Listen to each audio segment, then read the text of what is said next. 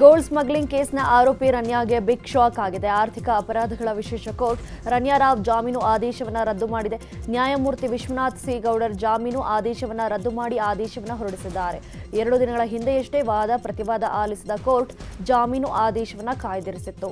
ಇದೀಗ ಜಾಮೀನು ಅರ್ಜಿ ರದ್ದುಗೊಂಡಿದ್ದು ಜೈಲಲ್ಲಿರುವ ರನ್ಯಾಗೆ ಟೆನ್ಷನ್ ಶುರುವಾಗಿದೆ. ರನ್ಯಾರಾವ್ ಜಾಮೀನು ಅರ್ಜಿ ವಜಾ ಹಿನ್ನೆಲೆ ಇವತ್ತು ಬಹುತೇಕ ಹೈಕೋರ್ಟ್ನಲ್ಲಿ ಜಾಮೀನು ಅರ್ಜಿ ಸಲ್ಲಿಕೆ ಸಾಧ್ಯತೆ ಇದೆ. ಇದಕ್ಕಾಗಿ ನಟಿ ರನ್ಯಾರಾವ್ ಪರ ವಕೀಲರು ತಯಾರಿಯನ್ನ ಮಾಡಿಕೊಂಡಿದ್ದಾರೆ ಎನ್ನಲಾಗಿದೆ.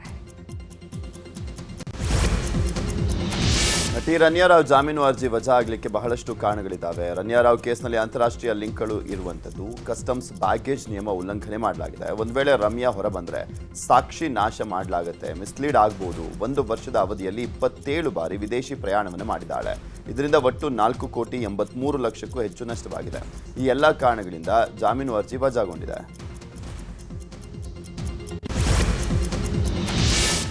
ಗೋಲ್ಡ್ ಸ್ಮಗ್ಲಿಂಗ್ ಕೇಸ್ನಲ್ಲಿ A2 ಆರೋಪಿ ತರುಣ್ ರಾಜುಗೆ ನ್ಯಾಯಾಂಗ ಬಂಧನವನ್ನು ವಿಧಿಸಲಾಗಿದೆ. ಡಿಆರ್ಐ ಕಸ್ಟಡಿ ಮುಗಿದ ಹಿನ್ನೆಲೆ ಜಡ್ಜ್ ಮುಂದೆ ತರುಣ್ನ ಹಾಜರುಪಡಿಸಲಾಗಿತ್ತು. ಅಲ್ಲದೆ ಆರೋಪಿಯನ್ನ ನ್ಯಾಯಾಂಗ ಬಂಧನಕ್ಕೆ ನೀಡುವಂತೆ ಡಿಆರ್ಐ ಮನವಿಯನ್ನು ಸಲ್ಲಿಸಿತ್ತು. ಡಿಆರ್ಐ ಮನವಿ ಹಿನ್ನೆಲೆ 14 ದಿನಗಳ ಕಾಲ ನ್ಯಾಯಾಂಗ ಬಂಧನಕ್ಕೆ ನ್ಯಾಯಮೂರ್ತಿ ವಿಶ್ವನಾಥ್ ಸಿ ಗೌಡರ್ ಆದೇಶವನ್ನು ಕೊಟ್ಟಿದ್ದಾರೆ.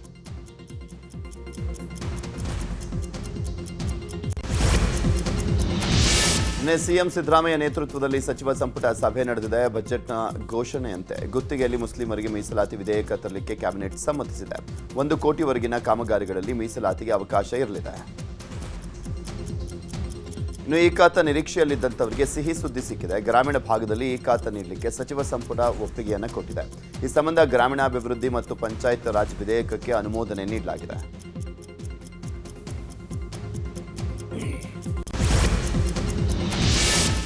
ಬಹುಮತ ಗ್ಯಾರಂಟಿ ಸರ್ಕಾರ ಮತ್ತೊಂದು ಬೆಲೆ ಏರಿಕೆಯ ಬರೆ ಹಾಕೋದು ಫಿಕ್ಸ್ ಆಗಿದೆ. ಶೀಘ್ರದಲ್ಲೇ ನೀರಿನ ಬಿಲ್ ಏರಿಕೆ ಮಾಡುವುದಾಗಿ ಡಿಸಿಎಂ ಡಿಕೆ ಶಿವಕುಮಾರ್ ಘೋಷಣೆ ಮಾಡಿದ್ದಾರೆ. ವಿಧಾನ ಪರಿಷತ್ ಕಲಾಪದಲ್ಲೇ ಡಿಸಿಎಂ ನೀರಿನ ದರ ಏರಿಕೆ ಮಾಡುವುದಾಗಿ ಸ್ಪಷ್ಟನೆಯನ್ನು ಕೊಟ್ಟಿದ್ದಾರೆ. ಹೀಗಾಗಿ ಪ್ರತಿ ಲೀಟರ್ಗೆ 1 ಪೈಸೆ ಹೆಚ್ಚಳವಾಗುವ ಸಾಧ್ಯತೆ ಇದೆ. 2014ರಿಂದ ಸುಮಾರು 11 ವರ್ಷ ಆಗಿದೆ. ಇಲ್ಲಿವರೆಗೂ ಆ ವಾಟರ್ ಪ್ರೈಸೇ ರೈಸ್ ಮಾಡಿಲ್ಲ.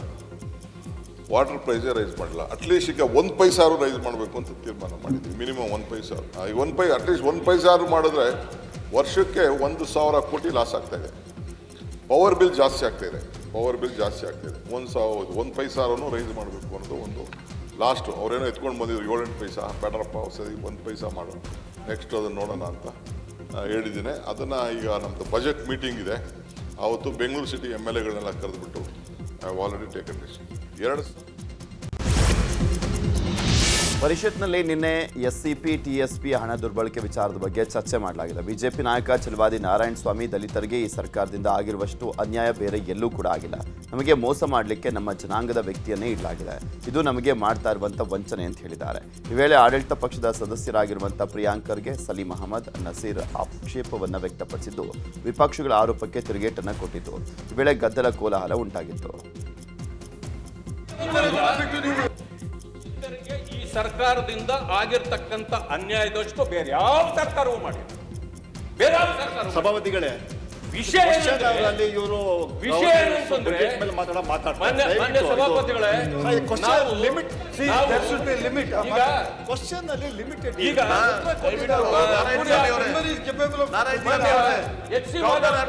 ಮಾತಾಡಿ ನೀವು. ಅವರು ನಮ್ಮ ಸಮುದಾಯ ನೀವು ಈಗ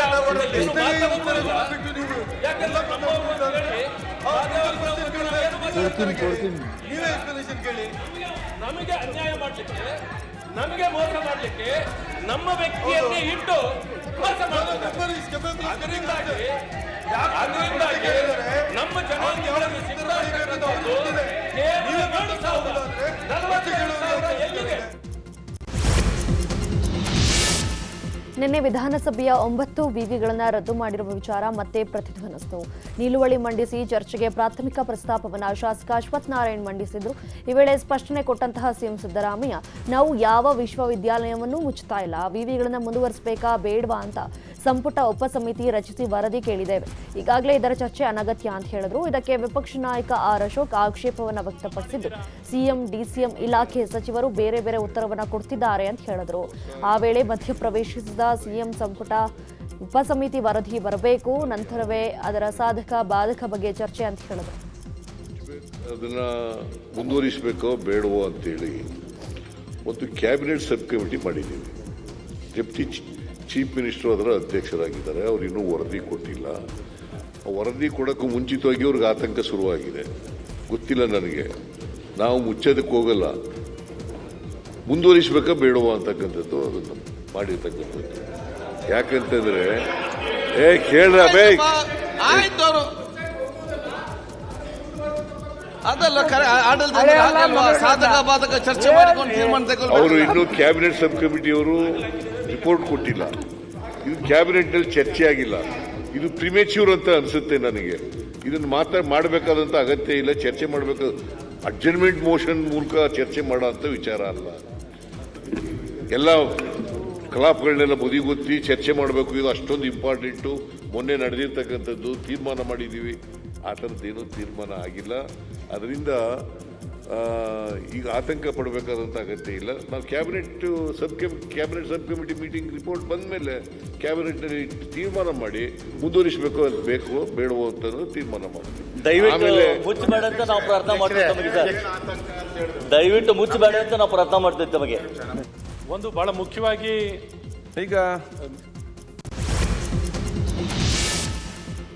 ಸಚಿವ ರಾಜಣ್ಣಗೆ ಸಂಪುಟದಿಂದ ಕೋಕ್ ಕೊಡ್ತಾರೆ ಅನ್ನುವಂಥ ಮಾತುಗಳು ಕೇಳಿ ಬರ್ತಾ ಇದೆ. ಹೀಗಾಗಿ ರಾಜಣ್ಣ ಹಲವು ಲೆಕ್ಕಾಚಾರಗಳನ್ನು ಹಾಕೊಂಡಿದ್ದಾರೆ ಅಂತ ಹೇಳಲಾಗ್ತಾ ಇದೆ. ಅಪೆಕ್ಸ್ ಬ್ಯಾಂಕ್ ಅಧ್ಯಕ್ಷ ಗಾದಿಗೆ ಡಿಕೆಶಿ ರಾಜಣ್ಣ ಫೈಟ್ ಈಗಾಗಲೇ ನಡೀತಾ ಇದೆ. ಅಪೆಕ್ಸ್ ಬ್ಯಾಂಕ್ ಅಧ್ಯಕ್ಷರಾಗಿ ತಮ್ಮ ಸಂಬಂಧಿ ರವಿಯನ್ನ ಮಾಡಲಿಕ್ಕೆ ಡಿಕೆಶಿ ಸರ್ಕಸ್ ಮಾಡ್ತಾ ಇದ್ದಾರೆ. ಇತ್ತ ಡಿಕೆಶಿ ತಂತ್ರಕ್ಕೆ ಕೆಎನ್ ರಾಜಣ್ಣ ಪ್ರತಿತಂತ್ರ ರೂಪಿಸಿದ್ದು ಬೆಳ್ಳಿ ಪ್ರಕಾಶ್ ಕೆಳಗಿಳಿಸಿದ್ರೆ ನಾನೇ ಅಧ್ಯಕ್ಷನಾಗ್ತೇನೆ ಅಂತ ಸಿಎಂ ಮುಂದೆ ಹೇಳ್ಕೊಂಡಿದ್ದಾರಂತೆ. ಕೆಲ ದಿನಗಳ ಹಿಂದೆ ಕೇಂದ್ರ ಗೃಹ ಸಚಿವ ಅಮಿತ್ ಶಾ ಬೆಂಗಳೂರಿಗೆ ಭೇಟಿಯನ್ನು ಕೊಟ್ಟು ಹೋಗಿದ್ರು. ಈಗ ಮತ್ತೊಮ್ಮೆ ರಾಜ್ಯಕ್ಕೆ ಅಮಿತ್ ಶಾ ಆಗಮಿಸಲಿದ್ದಾರೆ. ಬೆಂಗಳೂರಿನಲ್ಲಿ ರಾಷ್ಟ್ರೀಯ ಸ್ವಯಂ ಸೇವಕ ಸಂಘದ ಸಭೆಯಲ್ಲಿ ಪಾಲ್ಗೊಳ್ಳಲಿದ್ದಾರೆ. ಮಾರ್ಚ್ 21ರಿಂದ 23ರವರೆಗೆ ಸಭೆ ನಡೆಯಲಿದ್ದು ಮೋಹನ್ ಭಾಗವತ್, ಬಿಜೆಪಿ ರಾಷ್ಟ್ರೀಯ ಅಧ್ಯಕ್ಷ ಜೆಪಿ ನಡ್ಡಾ ಕೂಡ ಪಾಲ್ಗೊಳ್ಳಲಿದ್ದಾರೆ. ಜೊತೆಗೆ ರಾಜ್ಯದ ಬಿಜೆಪಿಯಲ್ಲಿ ನಡೀತಾ ಇರುವಂತಹ ಆಂತರಿಕ ಸಂಘರ್ಷದ ಬಗ್ಗೆಯೂ ಚರ್ಚೆ ನಡೆಯುವ ಸಾಧ್ಯತೆ ಇದೆ. ಇದು ಕೋಲಾರ ಜಿಲ್ಲಾ ಉಸ್ತುವಾರಿ ಸಚಿವ ಬೈರತಿ ಸುರೇಶ್ ಜಿಲ್ಲಾ ಪ್ರವಾಸವನ್ನು ಕೈಗೊಳ್ಳಲಿದ್ದಾರೆ. ಮಧ್ಯಾಹ್ನ 12ಕ್ಕೆ ಕೋಲಾರ ಜಿಲ್ಲೆಯ ಕೆಜಿಎಫ್ ನಗರಕ್ಕೆ ಭೇಟಿ ನೀಡಲಿರುವಂತಹ ಅವರು ಇಂಟಿಗ್ರೇಟೆಡ್ ಟೌನ್ಶಿಪ್ ನಿರ್ಮಾಣ ಸಂಬಂಧಪಟ್ಟಂತೆ ಸ್ಥಳ ವೀಕ್ಷಣೆ ಮಾಡಲಿದ್ದಾರೆ. ಇದೇ ವೇಳೆ ಕೆಜಿಎಫ್ ಶಾಸಕಿ ರೂಪಾ ಶಶಿಧರ್ ಹಾಗೂ ಬಂಗಾರಪೇಟೆ ಶಾಸಕ ನಾರಾಯಣಸ್ವಾಮಿ ಉಪಸ್ಥಿತಿ ಇರಲಿದ್ದು ಸ್ಥಳ ವೀಕ್ಷಣೆಯ ನಂತರ ಮಧ್ಯಾಹ್ನ 2 ಗಂಟೆಗೆ ಸಚಿವ ಬೈರತಿ ಸುರೇಶ್ ಬೆಂಗಳೂರಿಗೆ ವಾಪಸ್ ತೆರಳಲಿದ್ದಾರೆ ಅಂತ ಆಪ್ತ ಕಾರ್ಯದರ್ಶಿ ಮಾಹಿತಿಯನ್ನು ಕೊಟ್ಟರು.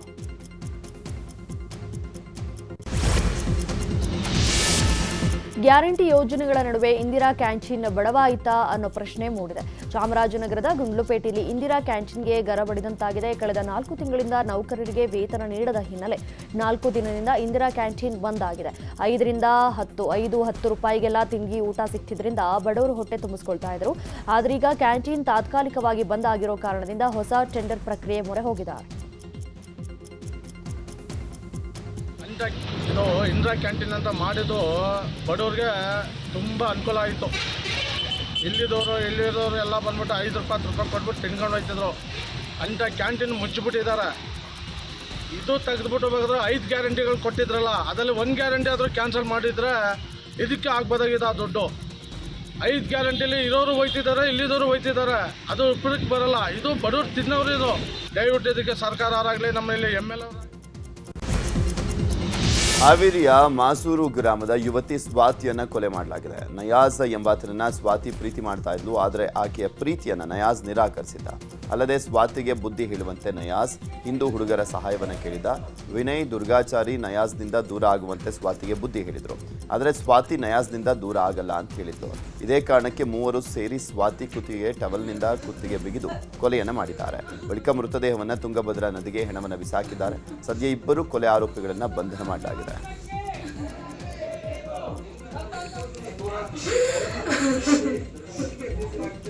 ಫ್ರೆಂಡ್ ಥರನೇ ಎಲ್ಲರೂ ಕೂಟಾಗ ಫೋನಲ್ಲಿ ಮಾತಾಡ್ತಿದ್ಲು ಸರ್. ಯಾರು ಅಂದರೆ ಫ್ರೆಂಡು ಅಂತ. ಮತ್ತು ಅವ್ರು ಓದ್ತಾ ಇದ್ಲ ಸರ್, ಫ್ರೆಂಡ್ ಬಿಡು ಅಂತ ನಾವು ತಿಳ್ಕೊಂಡ್ವಿ ಸರ್. ಯಾರು ಅನ್ನೋದು ನಮಗೆ ಗೊತ್ತಿಲ್ಲ ಸರ್. ಅಲ್ಲಿ ಸ್ಟೇಷನಿಗೆ ಹೋದ್ಮೇಲೆ ನಮಗೆ ಗೊತ್ತಾಯ್ತು ಬಾಡಿ ನನ್ನ ಮಗಳದ್ದೇ ಇದು ನಂದೇ ಇದು ಅಂತೇಳಿ ಗೊತ್ತಾದ್ಮೇಲೆ ಸರ್ ನಮಗೆ ಇದಾಗಿದ್ದು. ನನ್ನ ಮಗಳು ಇಲ್ಲೇ ಎಲ್ಲ ಹೋಗ್ಯಾಳೆ ಬರ್ತಾಳೆ ಬಿಡು ಮನೆಗೆ ಅಂತ ಹಿಂಗೆ ತಿಳ್ಕೊಂಡಿದ್ದೀವಿ ಸರ್. ಈ ಥರ ಅನಾಥ ಆಗತ್ತೆ ಅಂತ ನಮಗೆ ಗೊತ್ತಿದ್ದಿಲ್ಲ ಸರ್. ಎಲ್ರಿಗೂ ಬೇಕಾದಡ್ರಿ ಸರ್ ಅವಳು ನನ್ನ ಮಗಳು ಫ್ರೆಂಡ್ ಥರನೇ ಎಲ್ಲರೂ ಕೂಡ ಫೋನಲ್ಲಿ. ಡೆಡ್ ಬಾಡಿ ಸ್ವಾತಿ ರಮೇಶ್ ಬ್ಯಾಡಗಿ ಇತ್ತು, ಈ ಪತ್ತೆ ಆಗಿತ್ತು 11ನೇ ತಾರೀಕಿಗೆ. ಇದು 3 ಆರೋಪಿಗೆ ಪತ್ತೆ ಆಗಿತ್ತು.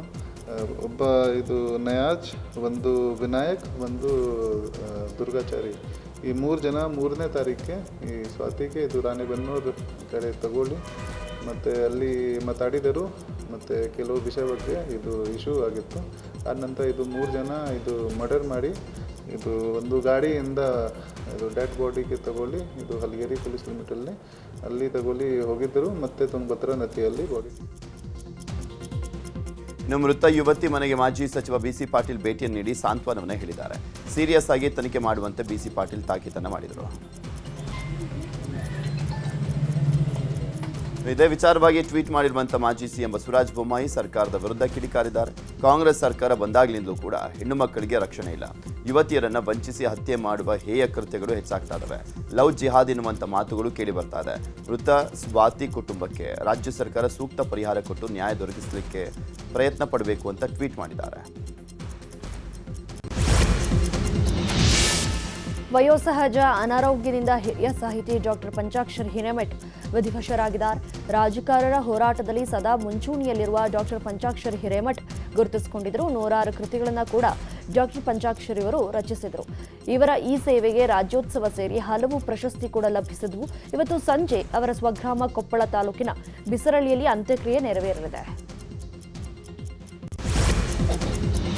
ಕಾಡಾನೆ ದಾಳಿಗೆ ಮಹಿಳೆ ಬಲಿಯಾಗಿರುವಂಥ ಘಟನೆ ಹಾಸನ ಜಿಲ್ಲೆಯ ಕೋಗೋಡು ಬೊಮ್ಮನಹಳ್ಳಿಯಲ್ಲಿ ನಡೆದಿದೆ. ಕಾಫಿ ತೋಟದಲ್ಲಿ ಕೆಲಸ ಮಾಡ್ತಾ ಇದ್ದಂಥ ಸುಶೀಲಮ್ಮ ಎಂಬುವರು ಕಾಡಾನೆ ದಾಳಿಯಿಂದ ಮೃತಪಟ್ಟಿದ್ದಾರೆ. ಸ್ಥಳಕ್ಕೆ ಅರಣ್ಯ ಇಲಾಖೆ ಅಧಿಕಾರಿಗಳು ಪೊಲೀಸರು ದೌಡಾಯಿಸಿ ಪರಿಶೀಲನೆ ನಡೆಸಿದ್ದಾರೆ. ಈ ವರ್ಷ ದಾಳಿಗೆ ಬಲಿಯಾದಂಥ 4ನೇ ಸಾವು ಇದಾಗಿದ್ದು, ಕ್ರಮ ಕೈಗೊಳ್ಳದ ಅಧಿಕಾರಿಗಳ ವಿರುದ್ಧ ಗ್ರಾಮಸ್ಥರು ಆಕ್ರೋಶವನ್ನು ವ್ಯಕ್ತಪಡಿಸಿದ್ದಾರೆ. ಬಿಎಂಟಿಸಿ ಬಸ್ನಲ್ಲಿ ಮಕ್ಕಳನ್ನ ಜೊತೆಯಲ್ಲಿಟ್ಕೊಂಡು ಕಳ್ಳತನ ಮಾಡ್ತಿದ್ದಂತಹ 3 ಓಜಿಕೊಪ್ಪನ ಐನಾಥಿ ಕಳ್ಳಿಯರನ್ನ ಪೊಲೀಸರು ಅರೆಸ್ಟ್ ಮಾಡಿದ್ದಾರೆ. ಅಮೃತ, ಕೋಕಿಲ, ನಕ್ಷತ್ರ ಬಂಧಿತ ಆರೋಪಿಗಳು. ಇವರು ಬಿಎಂಟಿಸಿ ಬಸ್ನಲ್ಲಿ ಮಹಿಳೆಯ ಸರವನ್ನ ಕದ್ದಿದ್ರು. ಕಂಡಕ್ಟರ್, ಡ್ರೈವರ್ ಸಮಯ ಪ್ರಜ್ಞೆಯಿಂದ ಸಿಕ್ಕಿಬಿದ್ದಂತಹ ಆರೋಪಿಗಳನ್ನ ಪೊಲೀಸರು ಅರೆಸ್ಟ್ ಮಾಡಿದ್ದಾರೆ. ಈ ಸಂಬಂಧ ಯಲಹಂಕ ಪೊಲೀಸ್ ಠಾಣೆಯಲ್ಲಿ ಪ್ರಕರಣ ದಾಖಲಾಗಿದೆ.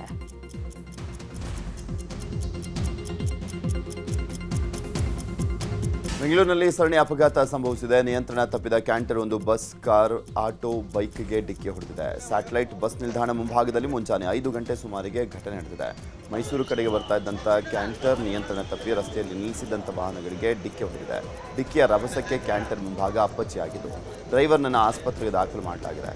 ಚಾಲಕ ಕುಡಿದು ಕ್ಯಾಂಟರ್ ಚಲಾಯಿಸಿರುವಂಥದ್ರ ಬಗ್ಗೆ ಶಂಕಿಸಲಾಗಿದೆ.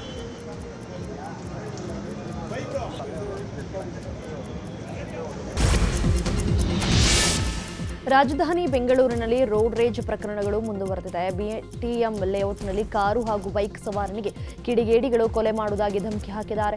ರಸ್ತೆಯಲ್ಲಿ ಆಟೋ ಚಾಲಕ ವಾಹನವನ್ನು ನಿಲ್ಲಿಸಿ ಟ್ರಾಫಿಕ್ ಜಾಮ್ ಮಾಡಿದರು. ಇದನ್ನು ಪ್ರಶ್ನೆ ಮಾಡಿದ ಕಾರ್ ಚಾಲಕನಿಗೆ ಅಡ್ಡ ಹಾಕಿ ಬೆದರಿಕೆ ಹಾಕಿ ಕೊಲೆ ಮಾಡುವುದಾಗಿ ಬೆದರಿಕೆ ಹಾಕಲಾಗಿದೆ. ಈ ಬಗ್ಗೆ ಕಾರು ಚಾಲಕ ಪೊಲೀಸರಿಗೆ ವಿಡಿಯೋ ಟ್ಯಾಗ್ ಮಾಡಿ ಕ್ರಮ ಕೈಗೊಳ್ಳುವಂತೆ ಮನವಿ ಮಾಡಿದ್ದಾರೆ.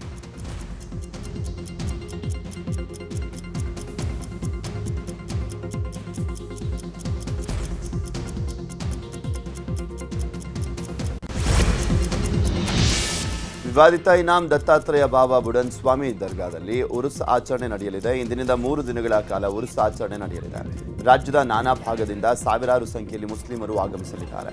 ಉರುಸ್ ಹಿನ್ನೆಲೆಯಲ್ಲಿ ಮುಳ್ಳಯ್ಯನಗಿರಿ, ಸೀತಾಳಯ್ಯನಗಿರಿ, ಗಾಳಿಕೆರೆ, ಮಾಣಿಕ್ಯಧಾರಕ್ಕೆ 3 ದಿನಗಳ ಕಾಲ ಪ್ರವಾಸಿಗರಿಗೆ ನಿರ್ಬಂಧ ಹೇರಿ ಜಿಲ್ಲಾಧಿಕಾರಿ ಮೀನಾ ನಾಗರಾಜ್ ಆದೇಶವನ್ನು ಮಾಡಿದ್ದಾರೆ. ಮುಂಜಾಗ್ರತಾ ಕ್ರಮವಾಗಿ ಪೊಲೀಸ್ ಬಿಗಿ ಭದ್ರತೆಯನ್ನು ಏರ್ಪಡಿಸಲಾಗಿದೆ.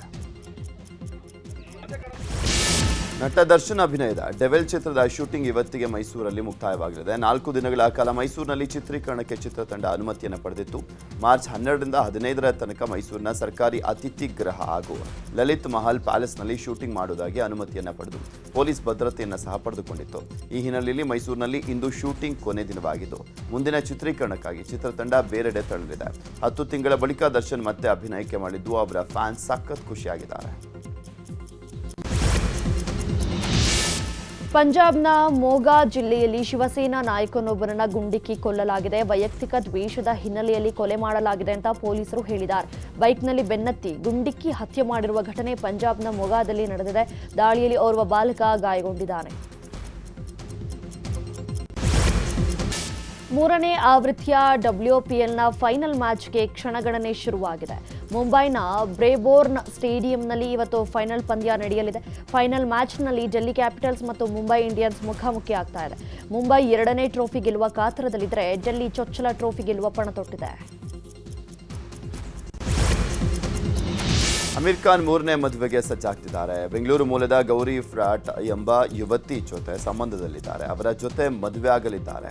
ಅದಾಗೆ ಗೌರಿಯ ಸುರಕ್ಷತೆಗಾಗಿ ಸಪರೇಟ್ ಸೆಕ್ಯೂರಿಟಿಯನ್ನ ಇಟ್ಟಿದ್ದು ತಿಂಗಳಿಗೆ 20 ರಿಂದ 40 ಲಕ್ಷ ರೂಪಾಯಿ ಖರ್ಚಾಗ್ತಾ ಇದೆ ಅಂತ ಹೇಳಲಾಗ್ತಾ ಇದೆ.